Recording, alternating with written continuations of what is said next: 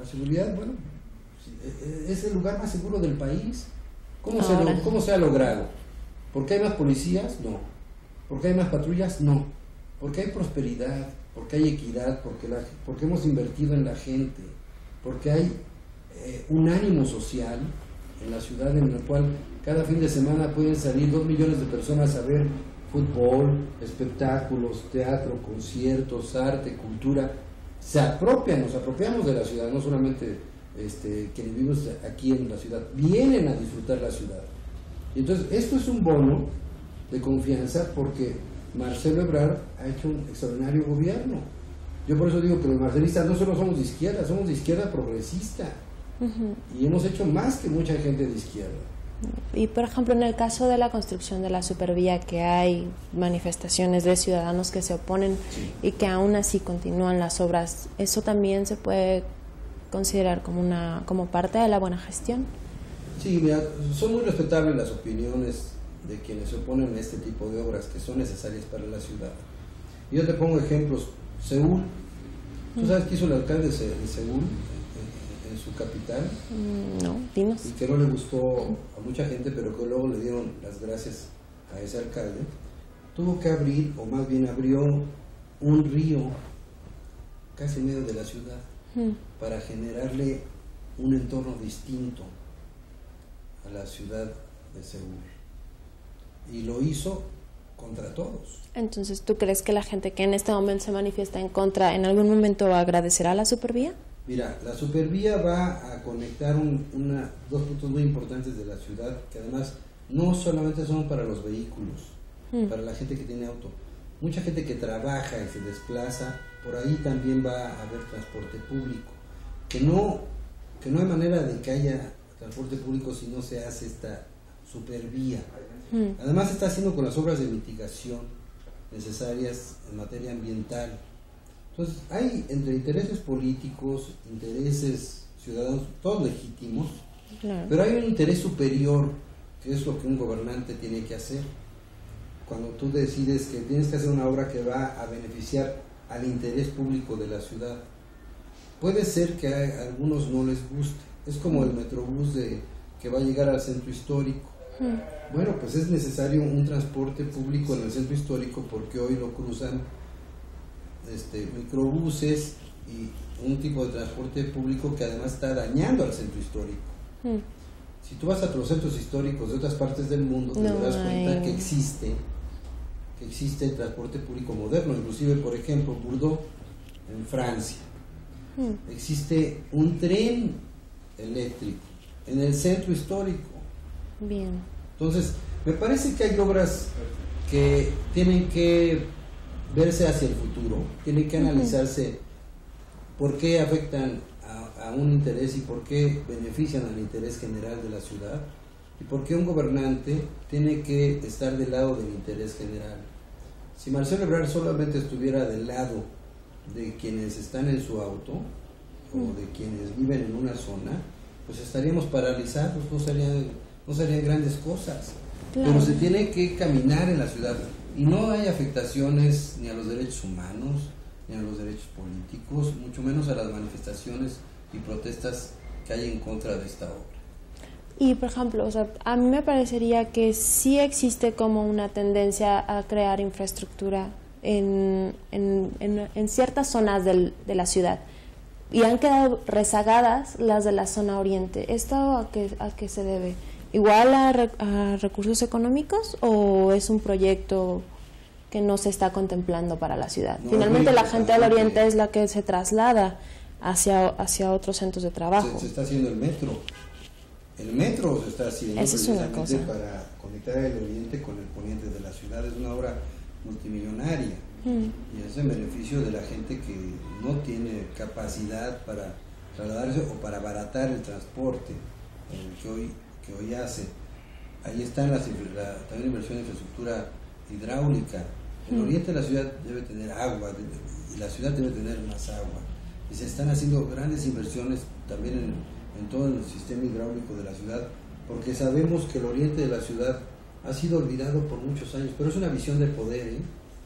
Nosotros, si tú observas cómo fue colocado el Palacio Nacional, el poder siempre ve hacia el poniente, inclusive las pirámides, el Templo Mayor y todas estas joyas arqueológicas que hoy estamos encontrando, que se han descubierto.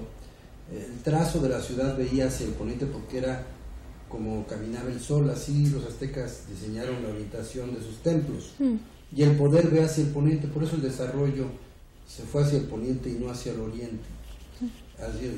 Si tú ves, detrás del Palacio Nacional están los mercados, ¿no? Está la Merced, la Viga, la central de abastos, inclusive los que no eran españoles hasta las telas vendían ahí, Correo Mayor. O sea, tiene una lógica, ¿eh? Los plateros vendían enfrente del Palacio Nacional.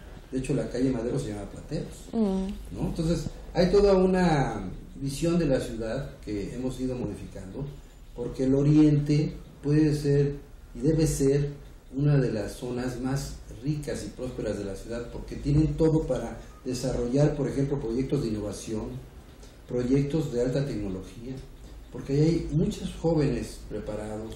Son de las delegaciones más pobladas. Exacto, muy pobladas, muchos jóvenes, y ahí podría darse, como por ejemplo en algunas zonas como la India, países, los famosos BRIC en Brasil, etcétera, todos ellos están apostándole a la innovación. Y Iztapalapa, Iztacalco, toda esta, Venustiano Carranza, toda esta región de la ciudad, podría ser un gran corredor de innovación de la Ciudad de México. Y Marcelo ha pensado en ello, por supuesto que sí. Claro.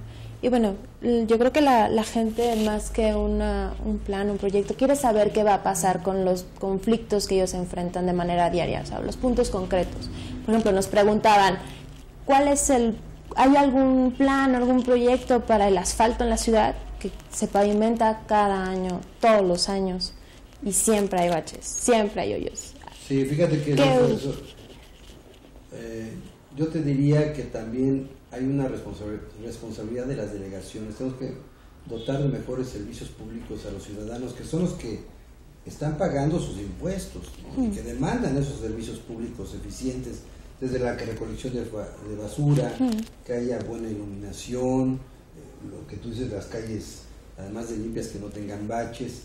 Yo creo que tenemos que generar una conciencia, pero además orientar presupuestalmente más recursos para que no cada año se esté bacheando la ciudad, se estén tapando los baches, ¿no? Claro. Sino que no haya baches, que se usen los materiales adecuados. Yo creo que son de las asignaturas pendientes que hay que hacer, pero es una corresponsabilidad que tenemos que hacer con las delegaciones, que además no me gusta el tema de delegaciones, es parte de la reforma política. ¿Quieres ahondar un poco más en este tema? Sí. Creo que es como tu bandera, ¿no? Promover que el Distrito Federal tenga su propia constitución. Su propia constitución, y que sea la capital federal, y que recuperemos el nombre de la ciudad, porque hoy es el Distrito Federal, de acuerdo a la constitución, sede de los poderes federales, pero la Ciudad de México es la Ciudad de México. De hecho, la ciudad le da el nombre al país. Ninguna carretera dice DF, hacia el DF, dice hacia México. El ser la Ciudad de México es muy importante. Entonces, hay que recuperar la autonomía, la soberanía y la independencia, y la única manera es que tengamos poderes públicos propios, que tengamos no una asamblea legislativa, un congreso local, que tengamos un gobernador de la Ciudad de México, no un jefe de gobierno. Y las delegaciones tienen que ser alcaldías, que allí haya alcaldes con un cabildo electo por los ciudadanos, y los regidores sean ciudadanos, no de partidos, porque hoy los delegados no tienen contrapesos para gobernar.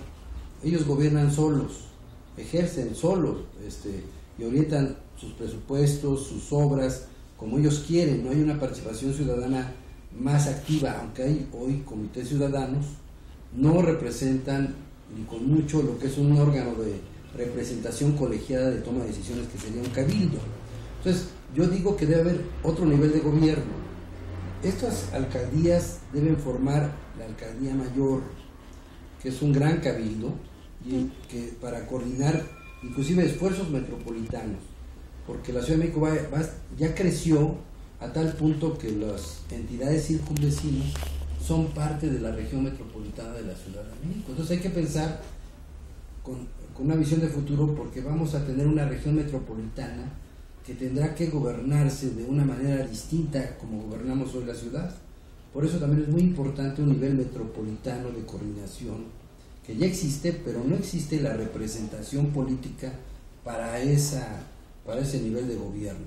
Y yo creo que tenemos que evolucionar hacia allá. Y en ese caso se tendría que trabajar con el Estado de México, de manera conjunta. De Morelos, de Querétaro, de Hidalgo, porque todos estos estados, si tú te lo imaginas, la Ciudad de México y esta región dentro de 20 años, pues seguramente vamos a desplazarnos en el tren, y eso ojalá, en tren rápido, a la ciudad de Cuernavaca, a la ciudad de Querétaro, a la ciudad de Toluca, a Pachuca, y todo tiene que ser un entorno, todo tiene que ser una región, y todo tenemos que planificar cómo desarrollar esta región, porque hoy solamente quienes planificamos somos la Ciudad de México, y recibimos una presión enorme del Estado de México, donde ellos no invierten en metro, ellos no invierten en obras de infraestructura que ayuden también a la conurbación metropolitana. Como que se sienten alejados, sin embargo, diariamente llegan a la ciudad 4 millones de personas de toda esta zona. Entonces hay que pensar cómo dotar de un nivel de gobierno que se coordine, que planifique y que oriente presupuestos para hacer las obras que se necesitan en la ciudad, en materia de agua, por ejemplo, en materia de seguridad, en materia de transporte, en materia de movilidad, etcétera, etcétera. Yo por eso a